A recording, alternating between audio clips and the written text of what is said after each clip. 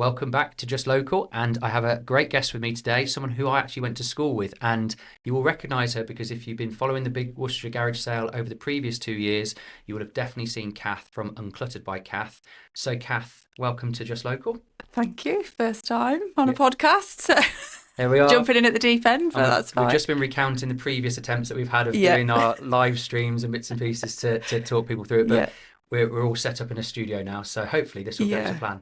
Fingers crossed. There Fingers should be no crossed. tech issues, but No, but to begin with, could you just explain a little bit about yourself and how Uncluttered by Kath came about? yes. So obviously this is the third year we've done this, and it was about 6 or 7 months after I'd set up the business. So we were coming out of COVID, and I was like, I need to get out of corporate life that I had, and spoke to a few people about what to do, and everyone said, well, you really like organising things and you're really tidy and you've got a really organised mind, so why don't you do this? And looked into it, and it's a thing. So yeah, here we are. And then the most exciting thing I think from update from last year to this year is that I did an actual course last year. So I trained with a professional organiser, Dilly Carter, who works on Sort Your Life Out, BBC One programme. So if anyone hasn't watched it, then check it out because it's really good. But yeah, she's a really good, one of the best UK organisers. So yeah, I've done a course with her, so I'm officially accredited, have a certificate to prove it. I even got to work behind the scenes on Sort Your Life Out. So I'm also a TV star, Did you albeit for like indeed? Well, 5 seconds. look at that, podcast and TV. Well, there's all of it now. Yeah, it's all Films coming next. out Be Netflix after 2025. this. Yeah. So what did you find that you learned on that course then? That you were adding obviously into your armory of what you already kind of Yeah, self-taught and done I yourself. think it was just more, a bit more about the processes, a bit more about kind of how to approach things. Dilly's very much around categorization. So I think it was just basically the next level up. You know, she's been doing it for 20 plus years. So compared to my 3 years, it was just, yes, someone who'd got some extra things. And then it was just more about the PR as well that I can utilize from it now. So I'm on her website, I'm an accredited Dolly, as she calls them. So Nice. yeah, it was just a little bit of Where is she everything. based? Is she? London. Oh, okay. So not competition for you locally. No, no competition. There's Do you- only two others around here that are accredited by her, and they're all Birmingham way. So Amazing. I am the only one in Worcestershire. So you got a nice little bit of network to share the business around as well. So if you Yeah, get inquiries for Birmingham, you might cover yeah, it, you but might cover you it, might but we pass can it. pass it on. Yeah, and Yeah, vice versa. She'll do the same, or the people there will do the same. So, amazing, cool. so yeah, that's a little bit of an update. But yeah, and just been going strong with the business. I feel like I'm a bit like you probably were in every networking group going just to try and build the profile and yeah, just make people aware of what the service is and how it can help. Well, you gave a lot of your um, clever ideas away last year, and I'm going to pick your brains again if that's okay. But Yeah, this isn't just for free stuff. Like we're not just going to get Kath in for this. If you actually, after you've done the Big Worcestershire Garage Sale, need some help and support because this is obviously going to be one hit, but you may need some real support. Then do look out Kath's Instagram and website as well. yeah, And is it Uncluttered by Kath? unclutteredbycath.com. There we So are. yeah, very So straightforward. let's talk about the Big Worcestershire Garage Sale. And thank you. I do appreciate all your support with this and other That's right. residents that obviously supported it. Why you liked the event and what got you involved. Obviously, I asked you, but like, what got you involved in the first place, the first time around? I think just it's a really nice kind of introduction, isn't it, into like people starting to sort out their houses. I like the community aspect of it because I think we kind of said, didn't we? We had that influx of COVID where everybody was hanging out with their neighbours. Then we came out of COVID and everybody went back to normal life. And I suppose this has kind of been a way to bring everyone back to hanging out with your neighbours, getting to know your area. If you're new to the area, it's a good way of going to explore. So community I really like. And like I said, obviously it's for me, it's an insight into how people live their lives and how we can help them do better, Yeah. with it. And garages are always one of the most fun things to declutter, if not the most challenging. So again, like you said, people will probably find they start with this, and even if they only do a quarter of the garage, great, and then they've got other weeks, months to do the rest of it. Attack the rest of it. And we had a good day, didn't we, on the Saturday when we go out and Yeah, visit and go and see people on the stalls yeah, and yeah, hear how they're getting on. We're obviously adding in the extra incentive this year that we're going to do the St Richard's Hospice sponsorship as well, which important hospice to a lot of people locally. So another incentive for people to get involved and really just they might have seen a sign go up on their road. They may not have been the person that asked for it to go there, but it's their chance to get involved this time around, isn't it? It's yeah, easy to get involved. yeah. what role will you be playing? Are you available on the day? You're going to be helping people to prepare before? You're going to be putting extra posts out on your social media so people can see how to do Yes, things? Yeah. definitely. Well, it's a month today, isn't it? So that's, well, not that it's necessarily going out today, but yeah, it's a month today, so Yeah. 14th of June. So yeah, I normally do kind of a weekly rundown to it in terms of different little kind of hints and tips on top of obviously what we'll share through this. And yes, it will be out there on social media. And yeah, if the neighbours in my area were wanting to do it, it's that balance, isn't it? I don't want to do it at my house because A, I don't have anything really to sell, and B, I want to be out and about, obviously looking at what people are doing. Yeah. But yeah, try and get some of the neighbours involved as well. I can imagine you don't have much clutter at home. No, No. I mean, not till Mike moved in. Bless him, won't tell him that. No, fair enough. So let's get into the nuts and bolts of it then. Anyone that's thinking about taking part in the Big Worcestershire Garage Sale, where should they start? And another question, if you can answer it around the same time, if you're not doing it for yourself, you're helping a relative, how do you attack that? What's the best way to begin? So I suppose first, thinking of that one, oh God, I can't speak. Thinking about the latter part of that question, if you're helping someone else, I think it's kind of starting the conversation sooner rather than later and just saying, look, there's this thing. Have you heard about it? Like, I know you were thinking about clearing out that room, that cupboard. Shall we just spend half a day doing it, and then shall I help you, do it on the day? Because I think for a lot of people, if they are overwhelmed by the clutter, having that, what they call kind of a bit of a body double, I suppose, can be really helpful. If you're doing it yourself, then I suppose you, your partner, whoever in the family, kind of, you just need to think about what is it that's your biggest kind of pain point. So, what's the room that you avoid going in? I know we looked at your garage, didn't we, a couple of times, and I'm not sure if that was your... We staged it, still remember? it was staged, yeah, whether it's a pain point, but I think garages can be a pain point, playrooms can be a pain point, the office rooms, or if there's just the spare room that, when you moved into the house, it just all got put in there. So basically find the space and then have a think about, what it is you want to achieve. Do you want to try and make some money? Do you want to just get everything out to donate? And actually you're happy that if you can't sell it all, you'll take it to St Richard's kind of afterwards. And then, once you've decided on the room, then you need a plan. Yeah, you mentioned then, so St Richard's Hospice are going to have 3 drop-off points this time, which is a development of the previous years. So we'd always had a dream of someone would come out and collect everything off your driveway, but logistically, when you had 124 streets sign up last year, we realised that wasn't possible. So St Richard's Hospice are going to have 3 drop-off points, one in Droitwich, one in Worcester, one in Malvern, which will allow you to, at the end of your big garage sale, if you haven't been able to sell everything, if it's of a certain quality, you can then take it over to these drop-off points. Volunteers will meet you. Warren's Removals are going to be assisting, and then they're going to make sure those items get into St Richard's Hospice shops, which I believe there's 17 charity shops across Worcestershire, which is pretty strong.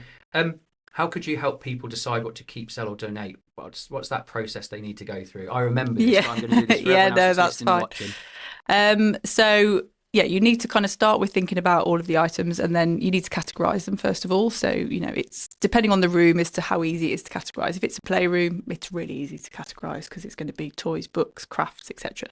If it's a garage, it might be a little bit harder, but again, you need to kind of categorize, because if you get all of your tools out, or all of your garden items out, or all of the bike sporting equipment, you'll suddenly realize how many of each thing you have for a start. So, you might suddenly find that you've got 20 rugby balls.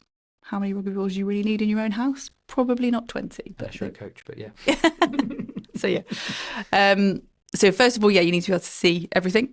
And then it's a case of, like, do you love it? Do you use it all the time? Do you need it?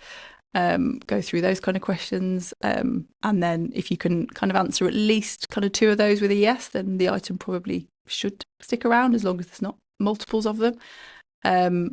And I think this is what you're probably alluding to as your favourite bit, is there shouldn't be a maybe pile. So ideally, we're going to look at all of those items and we're going to have either yes, we're keeping, or no, we're not. Because otherwise, most people would put everything in the maybe pile. Yeah, that's what my spare room is full of. Yeah, maybe pile stuff. The maybe pile, yes. Which, again, it's just finding the balance, isn't it? If it's something that was, I don't know, donated to you and you're maybe not quite ready to get rid of it yet, fair enough. But that's where the kind of the thought process coming into it, or doing it as a husband and wife, brother and sister, kind of whatever it might be, you've got someone else to go through that conversation with you, which is where obviously typically when people hire someone like me, that's because you're bringing in that person who also is not emotionally invested in any of the items. Devil's advocate, and it's like playing the sounding board, and So we might have kind of covered it there, but what are the common mistakes you see people making when they're preparing to declutter or for a sale? What's their... So having a maybe pile, obviously, Yeah, which we've well, alluded a bit to. of it. Um, I think we talked about it earlier, but it is not having a plan. So you kind of need to really know what your objective is. So I think we talked about it when we went out the first year. We went around some of the houses, and it will always stick in my mind. This one family said, I think niece or nephew is coming to stay with us for 6 weeks in the summer, and our spare room is currently full of everything and anything. So it was like we needed an incentive to do it. So we had the incentive. This then came along as an opportunity to do something with it. Mm. And it was kind of like a win-win. So I think, again, think about what it is you want that room to be used for, or that cupboard, or that space. And then if you think about that, then you can move on to, okay, well, what do we want to do with that space? Do a vision board, do a mood board, a bit like, I suppose, when you're looking for, I don't know, your ideal house or your next job, kind of thinking about the objective before just kind of jumping head first in. This is obviously if you're looking at it a month before. If you're looking or listening to this like 2 days before, I'd say just pick a space, get some stuff Hit it out hard. and Yeah. get it out. But I was going to say, I mean, we will have this out prior to the event and hopefully a couple of weeks in advance so that it is going to incentivize a few people. But you're very organized. Clearly, as your friend said when they were talking to you about what's perfect for Kath to do, it was this. Some people that are or will have a tendency to store things and not say, I could put that down and I could leave that there. They'll be overwhelmed by this process. So, what really is your top tip for helping people who are just going to be overwhelmed and just need to do something? Is there, sorry, I'm putting you on the spot with no, questions. I no, did it's say fine. it's going to be conversational today, but It's fine. I do have some questions written down and I can think about the process that we've Yeah. gone through before as well as Yeah, others yeah. will. But like, if someone's overwhelmed and they just look at everything, they go, wow, it's a tower of stuff. What's that best bit? You might have covered it already, but what is the best thing to... I think there's two elements that I always think about is one, start small. So yeah, there's a pile and there's loads of piles, or you can't open the door because it's full. So just take out, what can you carry, or go and get your laundry basket. What can you put in the laundry basket that's from that space, and go and sort that out, because then you've done something. Mhm. Maybe set a timer, 15 minutes, half an hour. So again, you've kind of got to do it within that time frame. And then when the timer goes off, you can either go, oh yeah, great, that wasn't as bad as I thought, I'll do another one, or okay, that was a bit much, I'm going to do another half Tomorrow. an hour tomorrow. What about when someone's like emotionally attached to stuff? Because I think that's the other thing, and people are going to be helping parents, grandparents with this in advance of the Big Worcestershire Garage Sale, and there's going to be an emotional attachment from that person that's obviously had those items, or even the child or the younger adult that's there supporting. Like, how do you help people get over that emotional attachment, and what would be your advice for people that are dealing with those things? Depends on the items. I think anything that can be photographed, so whether that's, letters, drawings, items that are maybe, yes, the idea of the item is nice to keep, but actually it doesn't necessarily hold any value. It was a cardboard box that the kids made into some kind of nice little project at school, and you just didn't want to get rid of it, but in reality it's just there. Like, anything you can take a photo of, you can digitize. Obviously you can store it online somewhere, or if it's artwork, you can actually put it into a photo album. So I think where you can, yeah, remove the item but keep it sentimentally because you've got the image of it. If it's a kind of more established item, and I suppose it's just about really thinking through what is the emotion that's with it. And if it is just literally the memory, then I don't know, you could take a photo of you with the item and store that digitally. You could write down a little note in your phone or whatever that says, yeah, we have got rid of this item on this day because such and such and such. It doesn't mean anything to us right now, but it means this. So again, you've always got the memory, but I think it's just finding that nice balance between keeping everything for sentiment's sake versus keeping stuff that actually is just not really adding any value. Yeah, real. And I remember just as I was hearing you talk, then I was thinking about how you've helped people unclutter as well. And a lot of what you've done has been storage of items, hasn't it?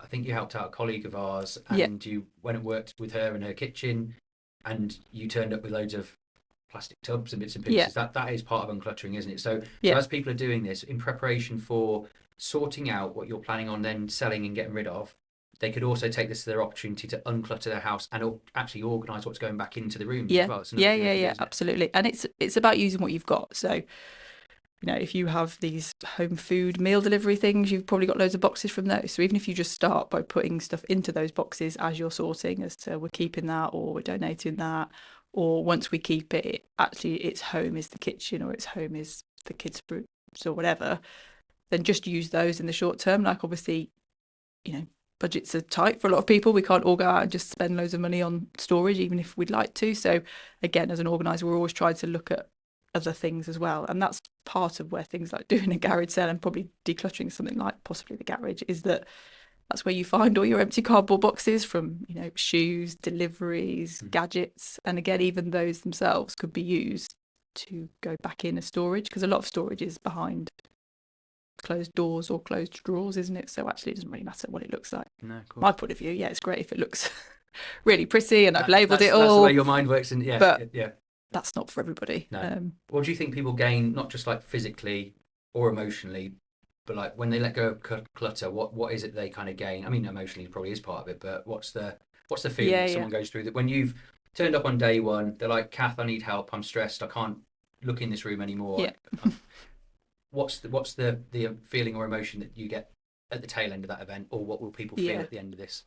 I think you always get a wow because you can't almost just so I think you always get a wow because even though it's like anything, if you it's the job you do all the time, it's just really easy. Whereas when it's something that you don't do all the time, any change, even if it might seem quite small to someone like me, is massive to that person. So there's always that initial kind of wow, that's amazing.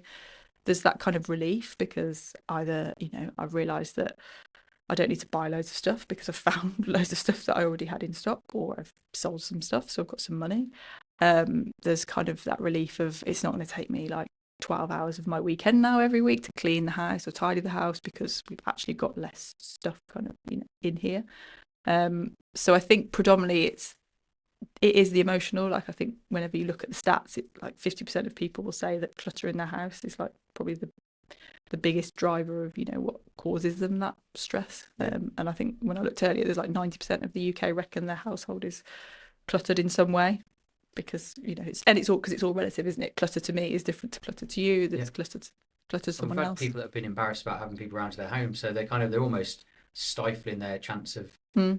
community engagement, conversations, because they don't feel like they can invite someone into their environment because they're not proud of it, Yeah. which is difficult to hear. But again, it's a bit of a incentive behind us pushing this Big Worcestershire Garage Sale, getting it so big, and there are some bargains out there. I remember I've Mm. sold items that I was just glad to see the back of them, but for someone else, they've saved 50 quid by buying it from me because, yeah, okay, it doesn't have a receipt anymore and doesn't have a box with it, but it's still the same item that's going to do the same job. So some massive wins. So if we've covered off the uncluttering element, and again, Unclutter by Kath, make sure you follow her on social media and go to her website.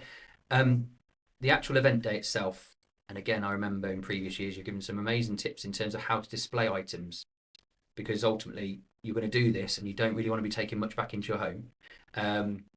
What's some tips that you can give people about displaying items and how to go about it? So I think the big thing for me with this, and it's no disrespect to car boots, but car boots are, somewhere where people are just coming and they want to rifle through, and it's not that personal. Whereas obviously with this, people are coming to your home, whether that be your driveway, your front porch, into your garage or whatever. So you can kind of make it as aesthetically pleasing as you want to, because ultimately you want people to kind of stay and dwell. Like obviously, whereas car boots, it's like look at that table, and they literally aren't there. They're just kind of running through really, really quickly. Whereas with this, you want people to browse, you want them to have a bit of a conversation with you. So make it look nice as if you're, basically going into a shop, I suppose.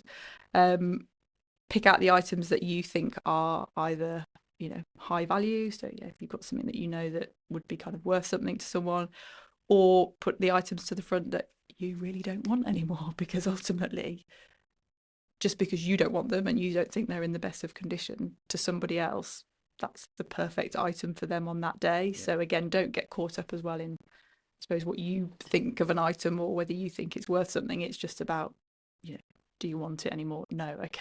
And we talked about the bigger ticket items or the larger items, like get those out there, put a sign on them about, if people want to come back and collect later, things like that. Because, again, some people literally park and walk round, the 3 or 4 They streets were in and Droitwich, weren't they? They were finding one place they could find a space to yeah, park, and that was it. They're on foot. They do 5 roads that way, 3 roads that way. yeah, It was exactly. brilliant, absolutely brilliant. But you are right. If you can make it as frictionless, as pain free as possible, Mm.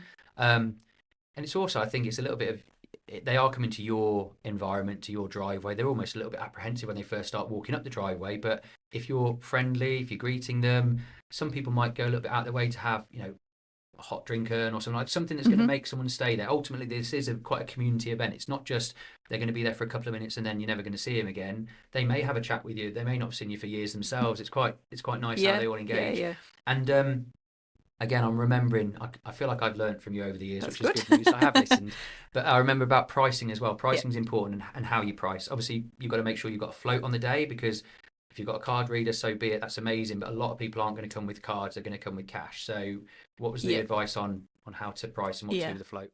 I think one thing we probably should make sure we do promote between us is, first of all, people to take cash, because again, people I think forget, so take cash if you're going as a buyer. And then if you're a seller, we're not in the kind of corner shops anymore, or the kind of high streets where, everything needs to be perceived as a bargain. So instead of being £2, it's 1.99, because, are you going to have loads of pennies or 2p's or 3p, 4p, 5p, like options to give people? No. Like, so round pound is absolutely by far the easiest, Yeah, or obviously division. So ideally, you don't really want to be much off, 50p's and a pound for your bigger items, and then 10, 20p's again for perhaps, kids' toys. Maybe make bundles. So again, if you think, well, actually, I can't really sell that for more than like 10p, 20p, could you just do a bundle of 10 items, so that again, you're just making it easy for someone to give you a pound, and it's kind of nice and quick and great straightforward. advice.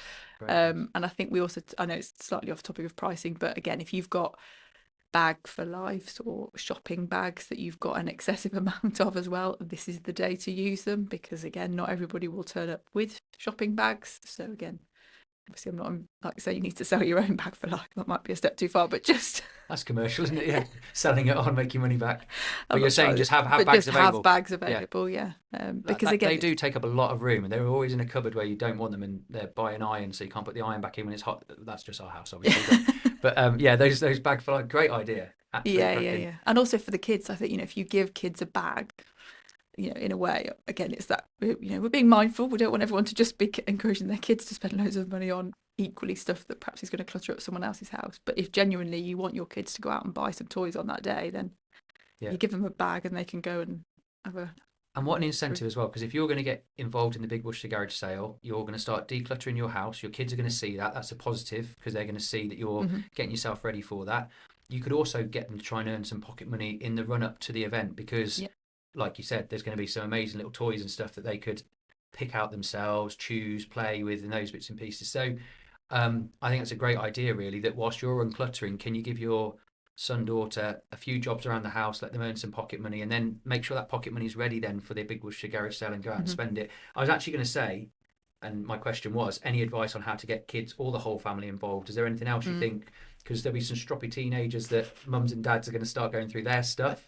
Like, how could you get a teen? Sorry, you're not stroppy teenagers, but how could you get a younger person involved that's reluctant to let go of items? I think it's the same thing, isn't it? Ultimately, everybody's driven by kind of, reward. It's like rewards, benefits, value, isn't it? So I suppose if, you've got teenagers who, have got excessive items, or, have grown out of something, but they're almost clinging on to it. Again, it's having that conversation as to why are you kind of clinging on to it? What is it that means it's you? Or, are they kind of constantly hassling you for money for this holiday or this new gadget? Well, you've got a trade here, haven't Give them you? a You chance to earn can, the money back. Yeah, again, yeah. sell these items, earn the money, and then obviously we'll contribute towards, that new item with you. And I think with the kids, again, it's kids move quickly through genres of toys and videos and books and all that kind of stuff, don't they? So I think, again, just being mindful about, just because the kid thinks that they still play with that, you also know realistically, or again, if you've got 2 or 3 weeks and you're hearing this before, get those items out and see how often they really play with them. And if they don't play with them, again, it's another way of going, okay. Sussing it out and working it through. Yeah, very good, very good. And actually involve them in the process as well. Mm. Just say to them, we're going to start on the garage. You can start on your room. Can you do a yes pile? Can you do a no pile? Like, which ones are you going to want to keep? Which ones don't you want anymore? And don't tell them about the maybe pile. Yeah. If you don't give them that option, hopefully Yeah, yeah. they'll stick with your planning and your idea.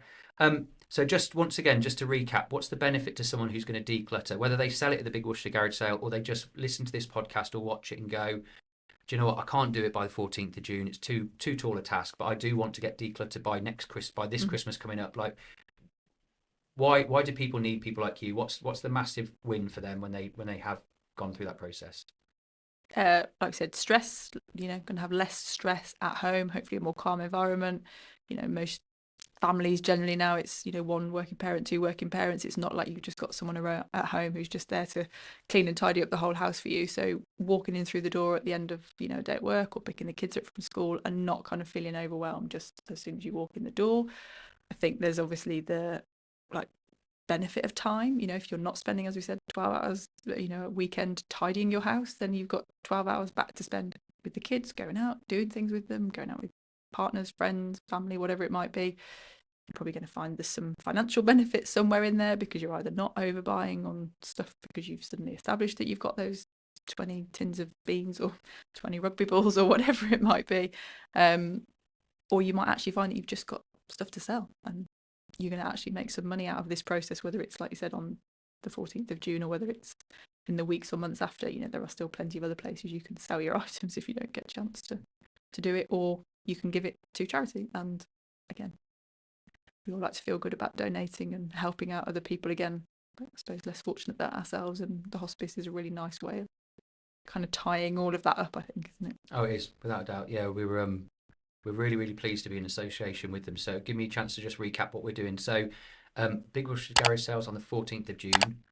It's in Droitwich, Worcester and Malvern, and streets have already started signing up. We're ahead of the date of filming this, which we are 14th of May. We're ahead in terms of the number of streets signed up already, which is a bit daunting, but great news all the same. We had 124 last year.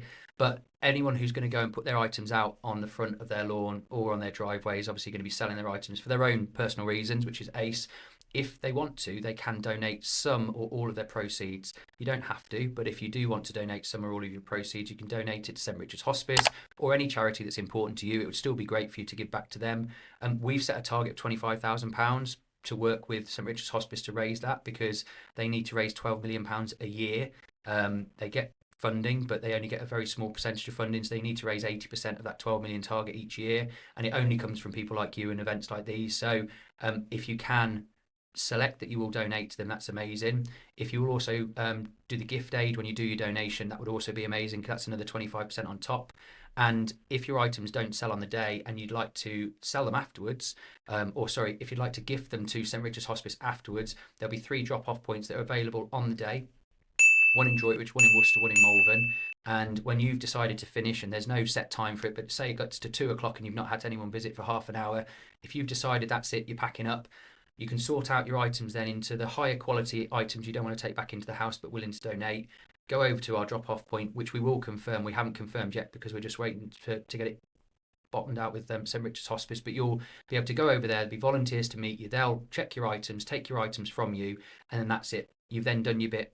They can also get gift aid on top of the items when they sell it in the store, so you're definitely doing a great thing. And then when you do return home, you're definitely going to have less items going back into your house, which is obviously for us the big purpose behind this, that we're hoping people will have a great feeling from the day, met their community, spent time with their neighbours, seen some people they haven't seen for a while, made a few quid, and actually their house is a little bit tidier when they get back into it. If you could give one piece of advice as our final closing question to anyone looking to start decluttering, what would it be? Just start. 2 words, very Yeah. simple. No, you are right, but Yeah, it is that thing we talked about earlier. It's you've got to start, and you've got to start small. Like for anybody who's doing it themselves, if they've never done it before either, it can be hugely overwhelming, like you said earlier. So just find somewhere to start, or find a partner to do it with. And I don't mean as in your actual partner, but a friend. Is there someone else that you're always going out for coffee and going, oh my gosh, that kitchen cupboard's doing my head in. Yeah, I feel the same. So find like someone who you can kind of share that process with. find the kind of incentive for it, whether that's be the kids are going to get some money from it, you're going to get some money from it. But ultimately, it's like anything, isn't it? We could talk and talk and talk about it, but until you actually physically just go, right, I'm going to start doing some decluttering of my house, and then see how you get on. Some people will probably fall in love with it and think this is the best thing ever. Other people will be like, nope, this is not for me. And then obviously that's where great people like me come in and go, okay, well, let's help you out and figure it all out. Yeah, definitely. I was going to actually add in a bonus question then. So once you've finished the Big Worcestershire Garage Sale, you've gone back into your house, you've got a few items to take back in, or if you have got the energy to do it, what would you say you would do next? Because there's good car boots around as well, isn't there? So it's almost like if you don't hit it out of your driveway, then the car boots that we've mentioned, I'll give a shout out, Droitwich Rugby Club, they do a great car boot on a Saturday morning.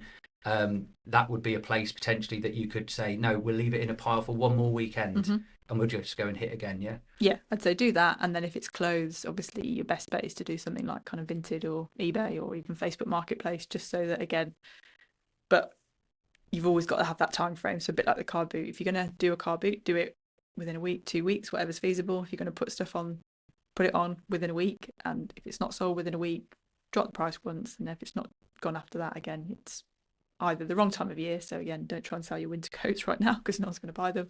Or B, it's just not going to sell. So as much as you think you might like to make some money from it, this is probably the time that it needs to go to the charity shop, which again, ultimately is a win for everybody. Yeah, definitely.